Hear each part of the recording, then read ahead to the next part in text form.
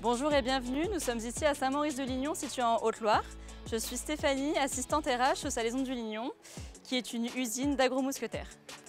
Agro-Mousquetaires, c'est le pôle producteur du groupement des mousquetaires, avec près de 60 unités de production partout en France. Nous, collaborateurs, avons décidé de vous faire découvrir nos usines de production. Nous allons tout de suite rejoindre Christian Ramel, qui est le directeur des Salaisons du Lignon. Bonjour Christian. Bonjour Stéphanie. Waouh, quelle vue magnifique. Je comprends que tu m'as amené ici. N'est-ce pas, hein, on a un point de vue superbe ici. Alors justement, quels sont les atouts de la région?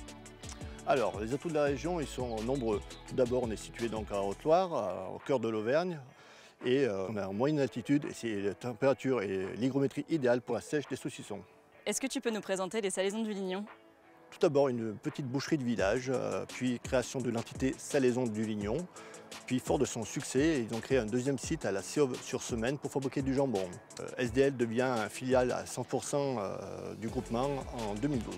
Est-ce que tu peux nous présenter les Salaisons du Lignon en quelques chiffres? En production de saucissons, ça représente 4500 tonnes à l'année. Sur la partie tranchage, 3600 tonnes et on fait 350 tonnes de jambon sec vendu au rayon coupe. Les Salaisons du Lignon représentent combien de personnes? Actuellement, nous avons 220 CDI, plus 50 intérimaires, donc on a à peu près 270 personnes sur le site. Et sur le site de la Siobe? Il y a 20 personnes sur le site de la Siobe. Et nous recrutons beaucoup de monde en ce moment. Oui, effectivement, en ce moment, nous recherchons beaucoup de collaborateurs. Et quels types de produits sont fabriqués aux Salaisons? Alors sur le site de la Siobe, nous fabriquons spécialement du jambon sec, donc qui varie de 5 mois à 12 mois de sèche, donc en moyenne nous sommes sur 8-9 mois de sèche. Sur Saint-Maurice, nous fabriquons du saucisson, des rosettes, des perches, destinés au rayon LS principalement, et au rayon coupe pour certains produits. Il y a un côté authentique dans le process de fabrication des Salaisons du Lignon? Oui, effectivement, on a essayé de garder le savoir-faire de nos grands-parents, ce qu'ils faisaient dans les fermes, et qu'on a essayé de reproduire industriellement tout en gardant ce savoir-faire. Quelle est la particularité des Salaisons du Lignon? C'est d'avoir 2 sites, 3 métiers. Le premier site historique, où on fabrique du saucisson et on fait du tranchage.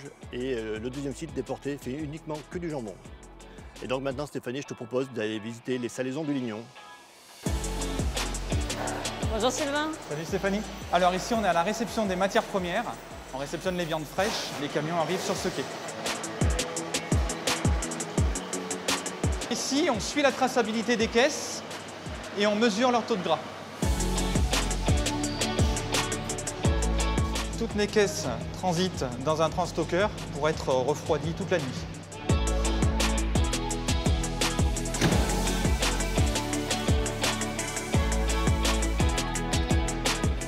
On est dans l'atelier où on transforme les matières premières, on les hache et ensuite on y intègre du sel et des épices. On voit ici une machine qui tourne où on fait des saucisses collagéniques en forme de courbe.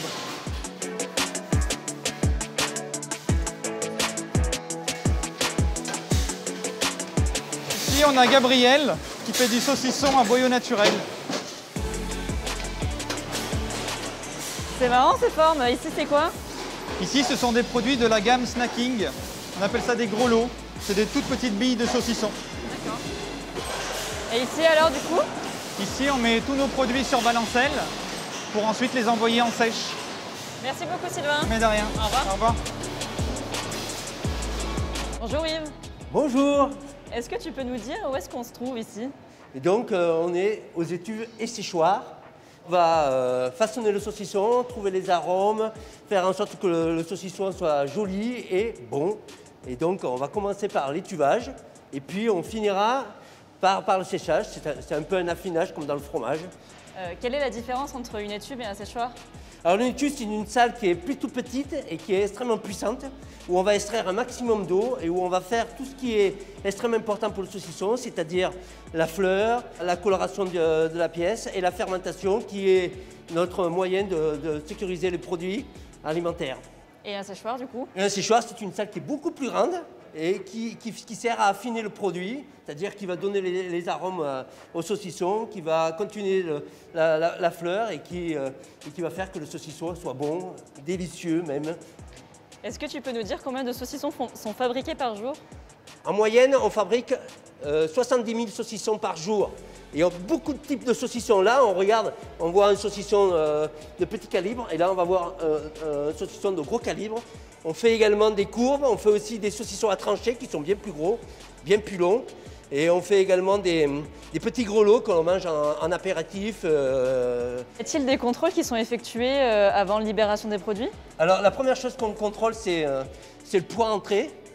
Et après, quand on va sortir, on va contrôler le poids sorti. Et on va faire un rapport de perte d'eau. Et du coup, on va définir grâce à cette perte d'eau si le produit est suffisamment séché ou pas suffisamment séché. En termes de perte d'eau, comment ça s'évalue? Alors, c'est très variable. Ça dépend beaucoup de la taille du saucisson. Si on a des saucissons, les tout petits saucissons qu'on appelle les gros lots, les petits produits, on va perdre 50% d'eau en une semaine. Alors que par exemple des gros saucissons qu'on prend pour les trancher, là on va perdre 30%, mais là par contre sur 40 à 50 jours. Merci Yves. De rien, tu peux revenir quand tu veux, c'est avec plaisir qu'on échangera de nouveau. Merci beaucoup, Voilà. À bientôt. Au revoir. Au revoir. Bon bah voilà, à la fin du process, nos produits sont emballés, mis en carton, puis expédiés à nos clients. Nous sommes ici au service expédition où on stocke tous nos produits finis et on peut voir qu'ils sont stockés ici avant d'être envoyés à nos clients.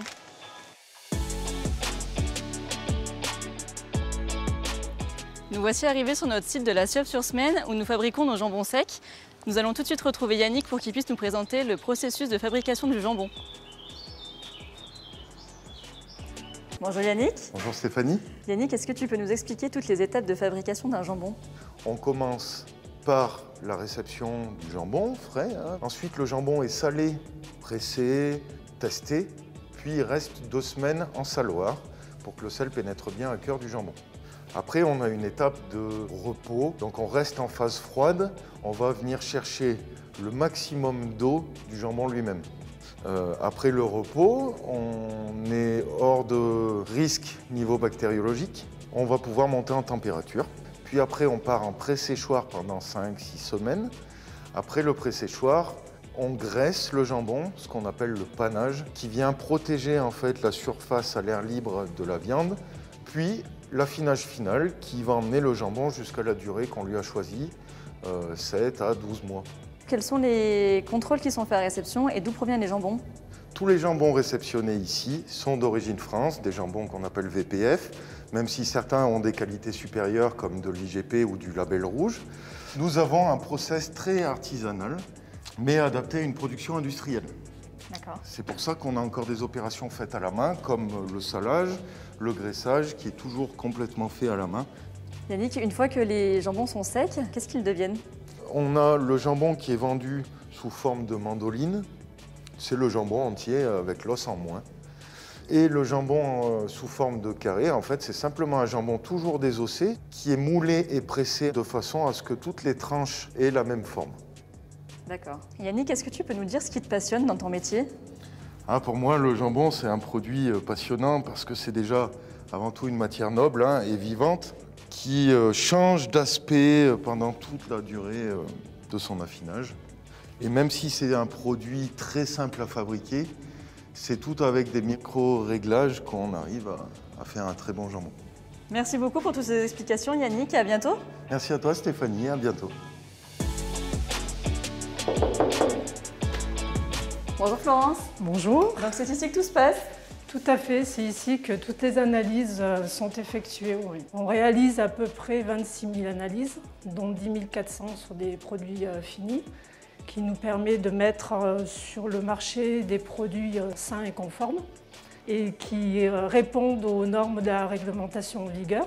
Le labo travaille aussi avec le service production, recherche et développement pour l'élaboration de nouveaux produits, de nouvelles recettes, de nouveaux emballages. Est-ce que tu peux nous dire ce qu'on fait ici comme analyse? Tous les jours, nous recevons des camions de viande fraîche. Donc moi, le but est de descendre tous les jours, récupérer différentes viandes chez différents fournisseurs et donc analyser ces fameuses viandes qui vont rentrer donc, dans la composition et la fabrication du saucisson. Avant d'expédier nos produits, est-ce qu'ils sont de nouveau testés? Du coup, les viandes, donc après analyse, si les viandes sont conformes, donc elles sont utilisées dans la fabrication du saucisson. Les produits après sont étuvés, séchés et de nouveau analysés avant l'expédition. Nous avons une équipe de nettoyage en interne. Est-ce que des analyses sont effectuées? Tout à fait, on a des lames gélosées donc, qui nous permet la recherche de germes et une chiffonnette qui nous permet la recherche des listeria sur les surfaces du matériel. Merci, bonne journée, à bientôt. Merci, au revoir.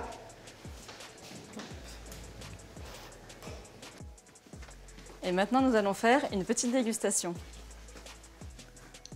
Bonjour. Bonjour Stéphanie. Bon, ça a l'air bon ici. Qu'est-ce que vous faites? Eh ben, on fait une dégustation comparative entre nos produits et les produits de la concurrence, en plus des dégustations quotidiennes que nous faisons sur tous les produits que nous envoyons dans les magasins Intermarché. Du coup, vous avez plusieurs gammes de produits? Alors ici, tu vois nos 3 corps de métier avec donc le jambon sec sur notre site de la Séaube, le saucisson sec à Saint-Maurice et des produits tranchés que nous allons faire embarquer. À la fois du jambon sec entier ou tranché, du saucisson sous format snacking pour l'apéritif, plus traditionnel en saucisse ou saucisson, des saucissons tranchés comme les rosettes et des produits extra maigres qui sont une nouvelle déclinaison de gamme dans la salaison sèche. Je vous remercie. Merci. Je vais continuer ma visite. À bientôt. À bientôt.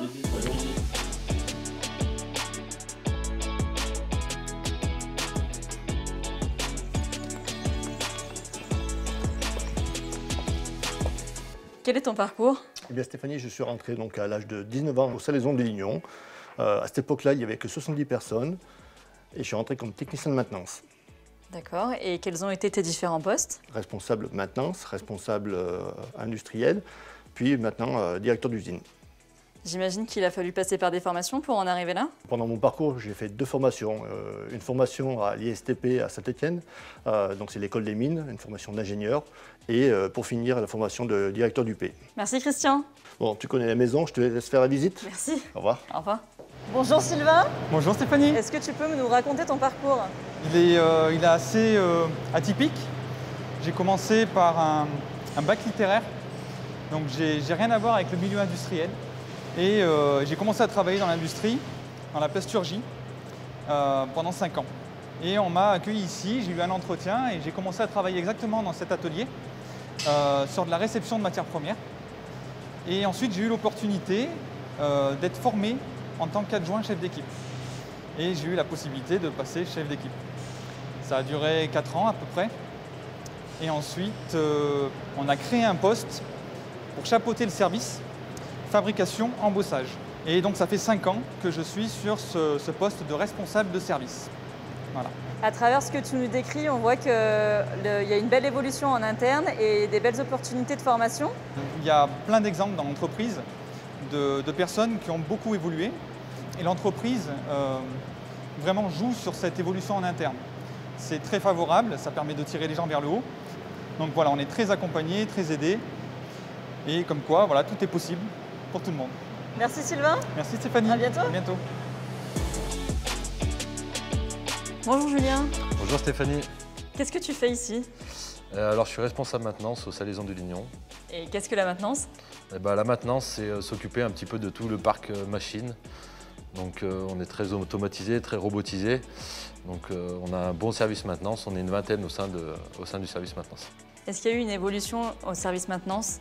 Beaucoup d'aide à la manutention pour les TMS, les choses comme ça, beaucoup de robotisation, d'automatisation. À quoi sert la robotisation? Alors pour améliorer les conditions de travail des opérateurs, aussi pour éviter tout ce qui est accidentogène et éviter le port de charge lourde.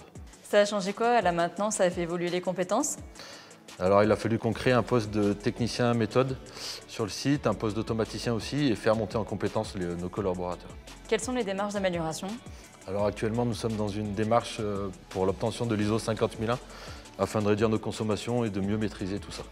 Y a-t-il des opportunités d'évoluer au sein de la maintenance? Alors oui bien sûr, on accueille entre 2 et 3 alternants par an au Salaison. Et nos alternants nous permettent de créer un vivier au niveau des techniciens de maintenance. Donc on en a la preuve avec un de mes adjoints qui est rentré en tant qu'alternant et aujourd'hui est chef d'équipe. Est-ce que tu peux nous expliquer ton parcours? Alors je suis rentré en janvier 2011, donc ça a fait 11 ans en tant que technicien de maintenance. Je suis passé adjoint responsable maintenance en 2019 et responsable maintenance depuis septembre 2020. Merci beaucoup. Merci. À bientôt. Au revoir. Ainsi s'achève notre visite des Salaisons du Lignon. J'espère que cela vous a plu. Au revoir.